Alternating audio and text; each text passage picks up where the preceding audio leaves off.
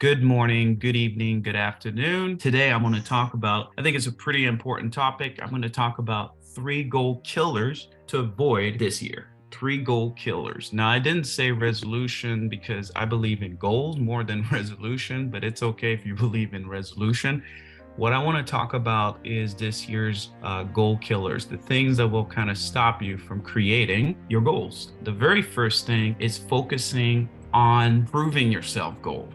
What does that mean? That you're trying to prove yourself. Like a lot of times, like for myself, I had financial goals being number one every single time because I was trying to prove to people or prove subconsciously, I was trying to prove to my dad that I'm worthy, right? So the reason behind your goals, you got to figure out what is the reason, what is that driving force? Because that driving force, you could reach your goal and it could drive you to the wall. It could drive you down. Like I said, for myself, it's never enough. You got to keep on going. So if you focus on, say, just one area of your goals and not the other, like just say you focus on your career, you don't focus on your relationship, you're going to suffer.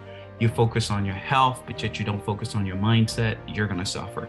So you got to have a balance to the goals that you're accomplishing. So focus more on why is it that you're trying to reach that goal. Are you trying to prove yourself? Because there's always going to be somebody else that you're going to you have to prove. Okay, that's number one. Number two, you got to review last year's excuses. You got to review the excuses that you made last year that stopped you from creating the goal. See, you have to figure out what are some of the excuse management that I have. You know what I mean? Because there is an emotional roller coaster that's going to hit you.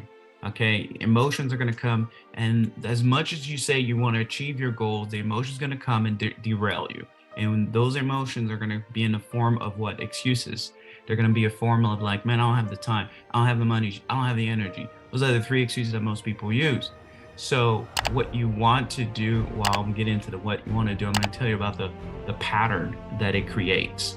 See, your excuses creates a pattern, and the more you believe in your excuses, the more you won't see them.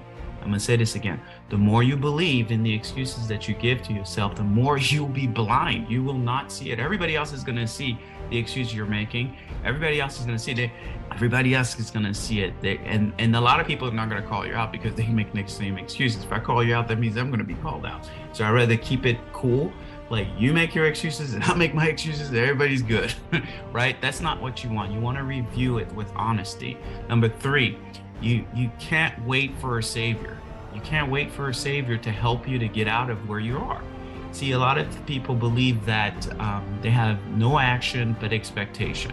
They have no action but expectation of somebody else to get them out of their rut. It's not going to happen. It is not going to happen. People are responsible to us but not for us. So a lot of times we either get onto a program, coaching program, or we get onto whatever, we start reading books, we start doing all those things, expecting that to revolutionize and change our life. We feel good for a while, then we go right back to the same pattern of excuses, the same pattern of not moving forward, because the truth is you're the only one that can make that action happen. You're the only one that can make the change happen. Nobody else outside of you can do it. They can only motivate you to take the action, but the action's got to be yours. Lastly, those 3 things that I want you to work on to help those killer goals, like those goals killer, is number 1, you got to look at your heart and start healing the motivation for your why.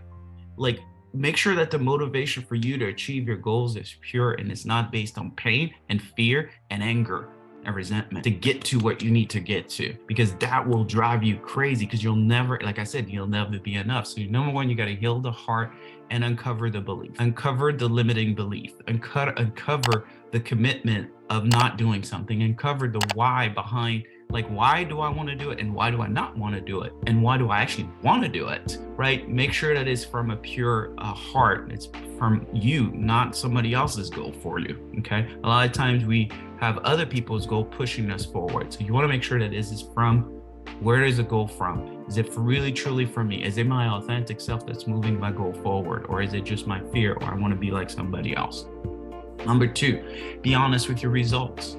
Be honest. Your results is only feedback. They give you honest feedback. You see, they said numbers don't lie, but feelings do. So true.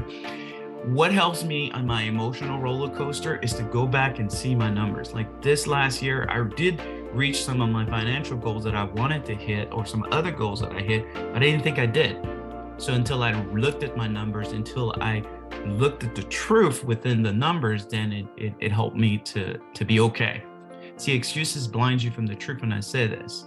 See, time, energy, and money is an excuse, right? Because you could either use that as an excuse or a motivator. I don't have time. Well, what can I do to have more time? I don't have the money. What can I do to create the money? I don't have the energy. What can I do to shift my energy and shift my health so I can be present and moving forward?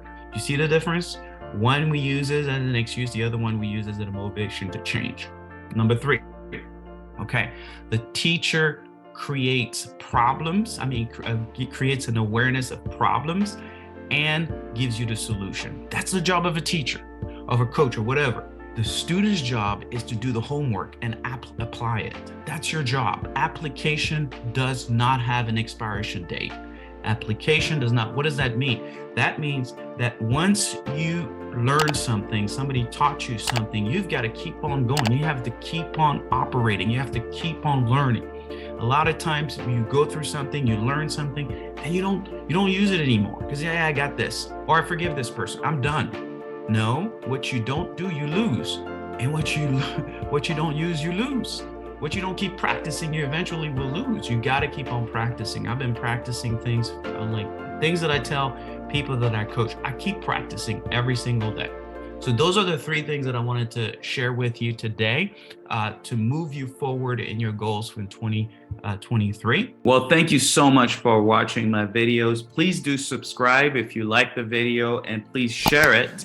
And also click on the bell button there so you can be notified with any new videos that I come out with. Thank you.